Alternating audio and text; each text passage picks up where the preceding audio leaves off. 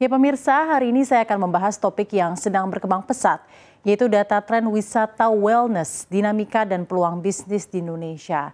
Kita tahu gaya hidup sehat ini tidak lagi terbatas pada rutinitas harian, tapi sudah jadi motivasi umum seorang dalam berwisata.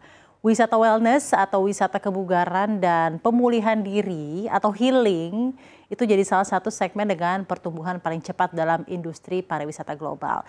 Di kesempatan ini saya akan paparkan untuk Anda di tren wisata wellness, dinamika dan peluang bisnisnya di Indonesia. Kita ke slide pertama. Secara global, industri wisata wellness menunjukkan pemulihan yang sangat-sangat impresif setelah pandemi COVID-19. Semakin banyak awareness mengenai wellness tentang diri. Nilainya sempat turun tajam ke 343 miliar dolar Amerika Serikat akibat pembatasan perjalanan pada saat itu karena COVID.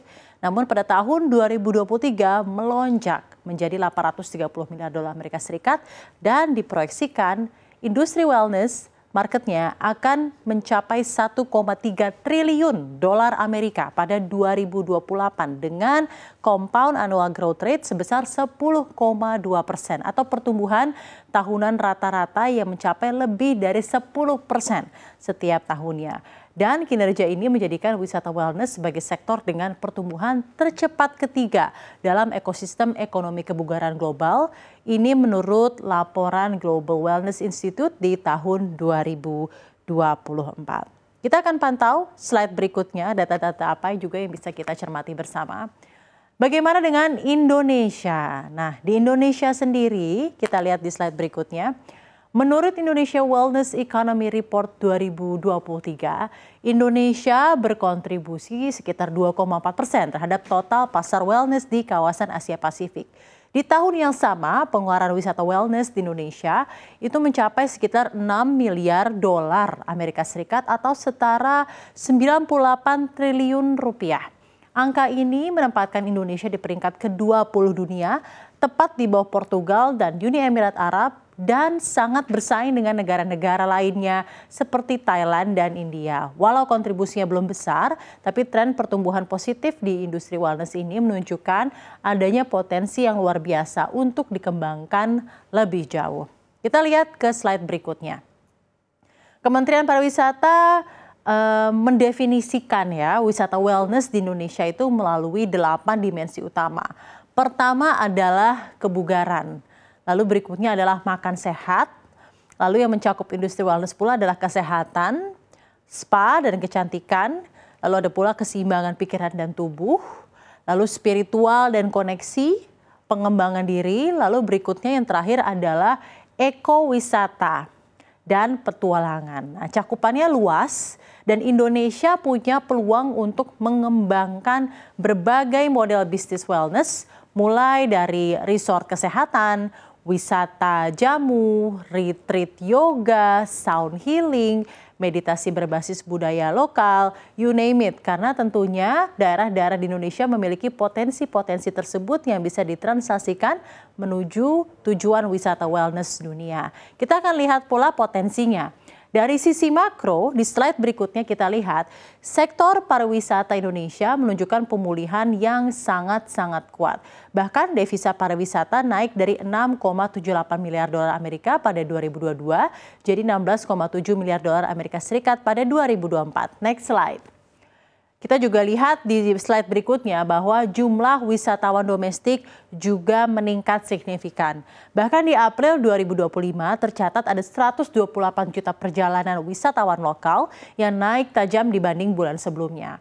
Kunjungan wisatawan mancanegara pun pulih pula ke 1,16 juta kunjungan per bulan dan tren ini menunjukkan bahwa Indonesia sudah memasuki fase kebangkitan baru dan wisata wellness yang berpotensi menjadi katalis pertumbuhan yang lebih stabil dan berkelanjutan. Pemulihan kuat juga menjadi ruang yang terbuka untuk segmen niche seperti wellness tourism. Jadi perlu dikawal bersama untuk pemulihan dan perkembangan dari industri wellness ini. Kita lihat ke slide berikutnya. Outlook-nya seperti apa? Ya, jadi berdasarkan hasil outlook pariwisata dan ekonomi kreatif 2024-2025, wisata wellness kini menempati posisi kedua. Jadi jenis wisata yang paling diminati di Indonesia. 56,41% responden memilih wisata wellness sebagai preferensi utama mereka. Hanya sedikit di bawah wisata budaya yang persentasenya di 58,97%. Selain itu, wisata ramah lingkungan dan aktivitas alam terbuka juga mencatat minat tinggi. Hal ini juga menunjukkan adanya pergeseran ke arah purposeful travel, di mana wisatawan itu mencari pengalaman yang tidak hanya menyenangkan, tapi juga menenangkan, bermakna, dan menyehatkan. Sedangkan yang terakhir ada aktivitas alam terbuka di persentase 28,21%. Menunjukkan adanya perubahan preferensi yang luar biasa ke situasi yang lebih kepada keseimbangan hidup dan lain-lainnya. Kita lihat ke slide berikutnya. Apa maksud dari tren ini? Tren ini sejalan dengan perubahan perilaku masyarakat Indonesia. Karena survei Jakpat tahun 2024 menunjukkan bahwa 66% masyarakat berwisata dengan tujuan healing atau meredakan stres. Lalu berikutnya ada 70% yang berminat terhadap wisata wellness. Dan juga alasan lainnya seperti kuliner, sosialisasi, dan mencari pengalaman baru atau sekedar mencari hiburan. Temuan lain dari InVenture Indonesia juga menguatkan bahwa lebih dari 70% responden menyatakan adanya minat terhadap wisata wellness ini, menunjukkan segmen ini memiliki pasar yang sangat potensial baik dari sisi permintaan domestik maupun internasional. Kita lihat tapi tantangannya apa untuk menuju ke sana. Slide berikutnya. Karena tentu saja potensi besar ini tidak lepas dari begitu banyak challenge. Dari sisi global, 71% pelaku industri menilai ketidakpastian ekonomi dunia itu masih menjadi ancaman utama. Selain itu, kenaikan harga akomodasi dan transportasi yang mencapai 46% juga berpotensi menekan daya beli wisatawan. Di tingkat domestik, tantangannya meliputi keterbatasan infrastruktur di luar kawasan populer, aksesibilitas ke destinasi sekunder yang belum optimal, serta belum adanya standarisasi layanan wellness nasional. Menteri Pariwisata Widianti Putri Wardana menegaskan bahwa pembangunan infrastruktur harus sifatnya terintegrasi. Mulai dari jalan, air bersih, toilet atau sanitasi, hingga fasilitas publik yang semuanya itu tujuannya menunjang kenyamanan wisatawan. Keterlambatan pada satu elemen saja itu bisa menghambat pengembangan kawasan secara keseluruhan dan akhirnya yang menjadi korban adalah pertumbuhan atau potensi pertumbuhan di industri pariwisata dan wellness.